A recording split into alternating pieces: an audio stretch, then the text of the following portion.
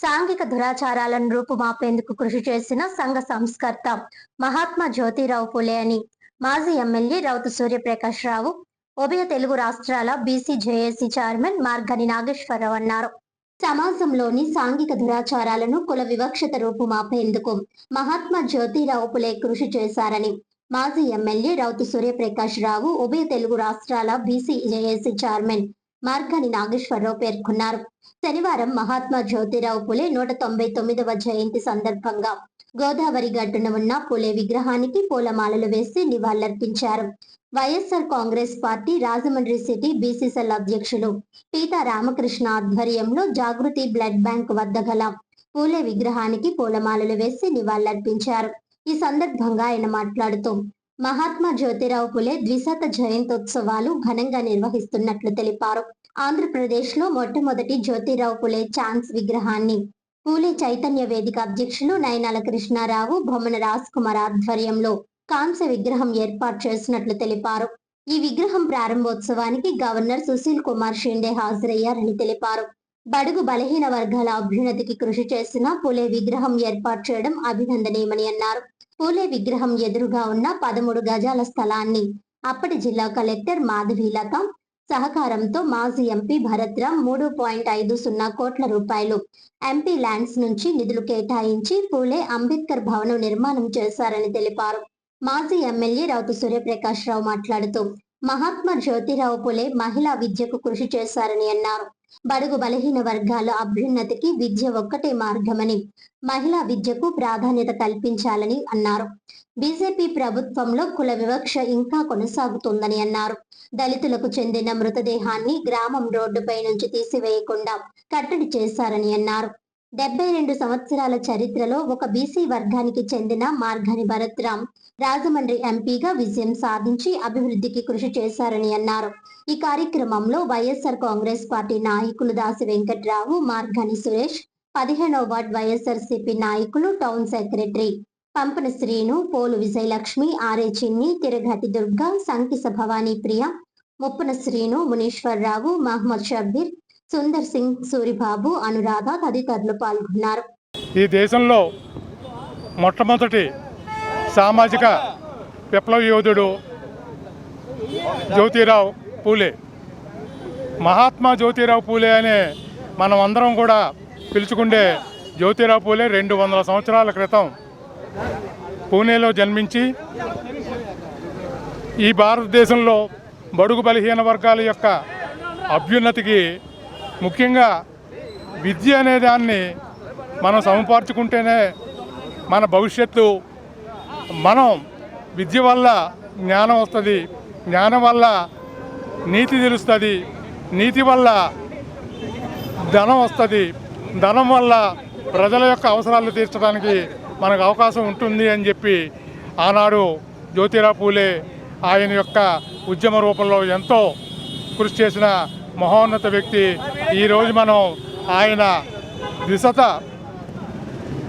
జయంతిని మనం ఇక్కడ ఫులే గారి విగ్రహం ఎదుట జరుపుకోవడం నిజంగా చాలా అదృష్టం.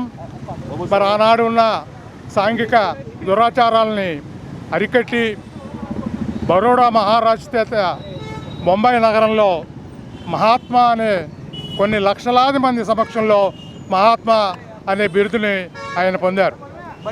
మహాత్మా జ్యోతిరావు ఫులే అంటే ఈ భారతదేశంలో ఎంతోమందికి స్ఫూర్తిదాయకం. ఒక రకంగా చూస్తే మన రాజమహేంద్రవరానికి చెంది మన ఆంధ్ర రాష్ట్రానికి చెందిన కందుకూరి వీరేశలింగం గారు నవయుగ వైతాళికులు. ఆయన కూడా ఫులే గారి యొక్క స్ఫూర్తితో వితంతు వివాహాలని చేయడం మనకందరికీ తెలుసు. ఆనాడు బాలికలకి విద్య అనర్హులు అని చెప్పి మన మనువాద సిద్ధాంతాన్ని ఖండించి తన భార్యకు ఉపాధ్యాయులుగా శిక్షణ ఇచ్చి బాలికలకి విద్య జరిపి ఆనాటి వితంతువులను బాల్య వివాహాల వల్ల ఎంత నష్టమో అన్నది ఆనాడు చెప్పి ఆనాడు బాల్య వితంతువులందరికీ కూడా విద్య గరిపి ఆయన ఒక కుమారుడు లేకపోయినప్పటికీ యశ్వంత్ అనే ఒక బాలుల్ని పెంచుకుని అతనికి కూడా ఒక వితంతువునిచ్చి వివాహం చేసి అందరికీ ఆదర్శ పురుషుడయ్యాడు. జ్యోతిరావు పూలే 1827 ఏప్రిల్ 11వ తారీఖున జన్మించారు. ఈ రోజుకి కరెక్ట్గా 200 సంవత్సరాలు అయింది. ఆ రోజు ఆయన పోరాడినటువంటిది ఏంటంటే కుల వివక్షత. ఇవాళ సమాజంలో మనం చూస్తున్నాం, ఎక్కడ చూసినా కుల వివక్షత. అటువంటి కుల వివక్షత మీద ఆ రోజుల్లో బడుగు బలహీన వర్గాలు పేదవాళ్ళకి ఎవరికి విద్య బోధించకూడదనేటువంటి తీర్మానాన్ని వ్యతిరేకించాడు ఆయన.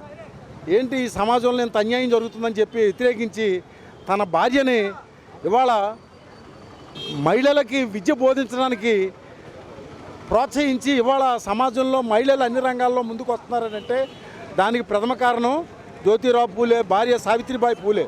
ఆ రోజు ఆమె ప్రారంభించినటువంటి విద్య ఈరోజు దేశాన్ని మహిళలు శాసించే స్థాయికి ముందుకు వెళ్ళగలిగాం. అలాంటిది ఒక బాబాసాహెబ్ అంబేద్కర్ గారు ఈ దేశంలో రాజ్యాంగాన్ని రచించాడంటే దానికి మూల పురుషుడు జ్యోతిరావు పూలే. అటువంటి మహోన్నత వ్యక్తి ఏ కుల వివక్షత మీద పోరాడాడో 200 సంవత్సరాలు అయినా ఇవాళ మనం చూస్తున్నాం. అమలాపురంలో ఎలా జరిగింది, కనీసం బాడీని కూడా పట్టుకెళ్ళనిస్తలేదు దళితులది. అంటే ఏంటి, మనం ఎక్కడికి పోతున్నాం? ఈ ప్రభుత్వాలు ఇవాళ కళ్ళు తెరిచి జ్యోతిరావు పూలే అంబేద్కర్ జయంతుల్ని అధికారికంగా చేస్తున్నాయి. అధికారంగా చేయడం కాదు, ఇవాళ ఏ పెళ్ళికి వెళ్ళినా వివిధ కులాల వాళ్ళు పెళ్లి చేసుకుంటున్నారు. కానీ కుల మాత్రం ఇంకా సమాజంలో పోలేదు. కుల వివక్షత పోయిన రోజునే జ్యోతిబా పూలేకి నిజమైన నివాళులు అవుతుంది. ఇవాళ సమాజం మనిషి ఎంతగానో అభివృద్ధి అయ్యాడు. ఇవాళ ప్రపంచంలో ఎక్కడో చంద్రమండలానికి వెళ్ళి చంద్రుడిని చూసి వస్తున్నారంటారు, కానీ కుల వివక్షత మాత్రం ఇంకా అట్టడుగునే ఉంది.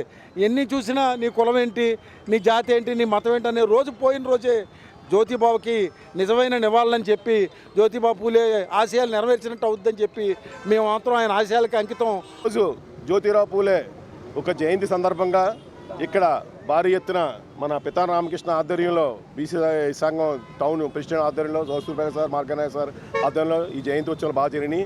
కానీ ఈ యొక్క పూలే అంబేద్కర్ పూలే భవనం ఆల్రెడీ మన గోదావరి కాడ చాలా ప్రతిష్టాత్మకంగా ఆ రోజు మార్గనాయక ఆధ్వర్యంలో దాన్ని నిర్మించడం జరిగింది. దాని ఎదురుగా స్థలం ఆ రోజే మనం అడిగాం. ఎవరు ఇవ్వకపోయినప్పటికీ మనం పార్లమెంట్ సభ్యులు ఎంపీ అయిన తర్వాత దగ్గర 20 కోట్ల రూపాయల సైట్ని ఆయన గవర్నమెంట్ నుంచి ఎలాగైనా సరే ఒత్తిడి తీసుకొచ్చి అది శాంక్షన్ చేయించి తర్వాత తన ఎంపీ నిధుల నుంచి 3 కోట్ల రూపాయలు ఇచ్చి అది ఒక డిజైన్స్ అన్నీ కూడా మనం అప్రూవ్ చేయించి దాని యొక్క పూలే అంబేద్కర్ భవనంగా మార్చి ఈరోజు బడుగు బలహీన వర్గాలందరికీ కూడా ఆశాజ్యోతిగా నిలిచారు. భవిష్యత్తు తరాలు మార్గాన్ని భరతరామ్ అనే పేరు మర్చిపోకుండా ఉంటుంది. ఎందుకంటే ఆయన చేసిన చరిత్రాత్మకం అక్కడ పూలే భవనం కానీ, ఇక్కడ ఫ్లైఓవర్ కానీ, అక్కడ 100 ఫీట్ రోడ్డు కానీ, అక్కడ గ్లో గార్డెన్ కానీ ప్రతిదీ కూడా ప్రతిష్టాత్మకమైన నిర్మాణం భరత్ గారి ఆధ్వర్యంలో జరిగిందని తెలియజేస్తూ అందరికీ నమస్కారం. ఈ రోజుని జ్యోతిరావు పూలే జయంతి సందర్భంగా మరి ఇక్కడ కార్యక్రమం చేపట్టడం జరిగింది. ఆయన కోసం మాట్లాడుకుంటే మా వయసు కూడా సరిపోదు, చాలా పెద్ద వ్యక్తులు. ఆయన ఆశయాల కోసమే మాట్లాడుతాను. ఎందుకంటే బడుగు బలహీన వర్గాల కోసం పోరాడి మన హక్కులు కాపాడుకోవాలని ప్రతి ఒక్కరు చదువుకుని మన హక్కుల కోసం పోరాడాలనే నిర్ధారణతో తీసుకొచ్చింది ఆయన. అలాగే ఇప్పుడు నా తరపున ఏంటంటే ఇది పెద్దవాళ్ళకే కాదు నేడు తరానికి కూడా తెలియజేసేలాగే ఈ పోరాట యూదులు చాలామంది ఉన్నారు.